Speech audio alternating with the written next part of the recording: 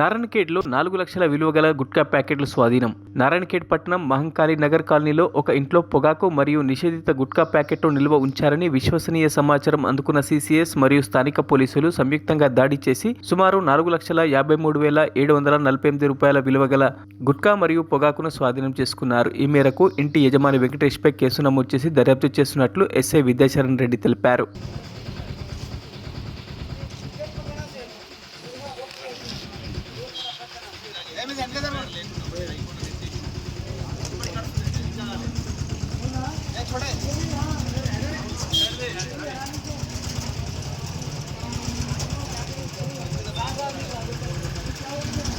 మరిన్ని అప్డేట్స్ కోసం మా ఛానల్ని సబ్స్క్రైబ్ చేయండి.